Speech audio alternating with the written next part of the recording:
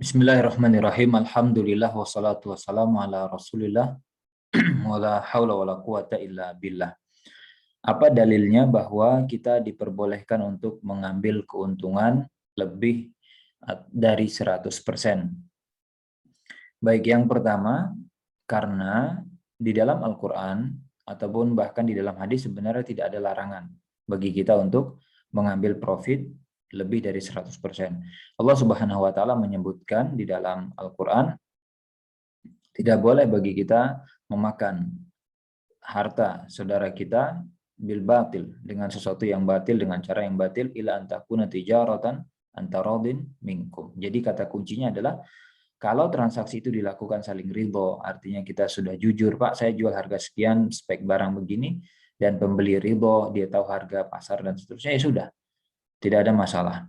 Kemudian dalil yang kedua dari hadis Nabi Shallallahu Alaihi Wasallam ketika Rasul memerintahkan atau Rasul minta tolong kepada Urwah al-Bariki, di mana Rasul berikan 1 dinar, kemudian ini tolong dibelikan kambing 1 dinar tadi.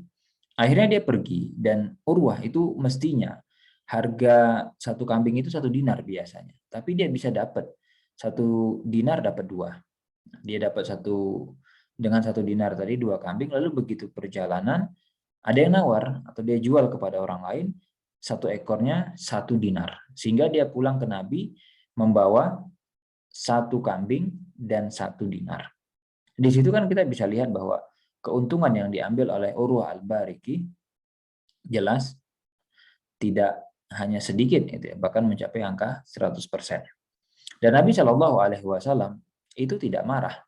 Nabi bahkan mendoakan kebaikan. Barakallahu laka fi safqati yaminika. Jadi semoga Allah memberkahi segala bentuk transaksi yang kamu lakukan. Jadi Nabi saja tidak marah. Nabi menyetujui, bahkan mendoakan. Dan di antara dalil lain yaitu adalah kisah dari Abdullah bin Zubair.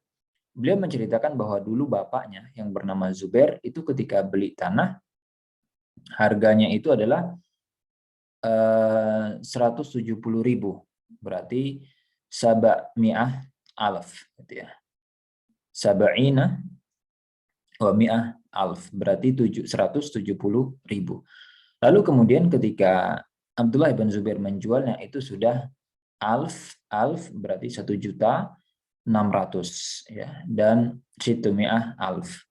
Jadi berarti dia belinya 170, dijualnya 1.600.000. Sama seperti kita misalkan membeli tanah di daerah kita, ya mungkin dulu harga tanahnya itu hanya ratusan ribu mungkin per meter. Sekarang sudah puluhan juta bahkan bisa jadi, atau mungkin sampai di angka jutaan. Dan ini kan profitnya lebih dari 100%. Nabi Shallallahu Alaihi Wasallam tidak ada larangan di situ, dan tidak ada masalah sama sekali. Wallahu a'lam ya.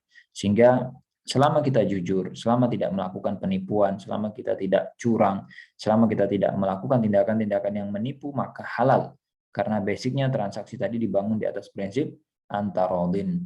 Tapi kalau itu adalah sesuatu yang haram, ya jelas tidak boleh. Jadi jangan sampai kemudian ada orang jual khamar dan yang lain lalu dia bilang kita kan saling ridho. Enggak.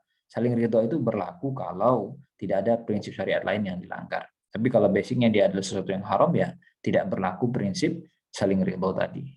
Mungkin itu yang bisa disampaikan, semoga menjawab dan memberikan penjelasan. Wallahu a'lam.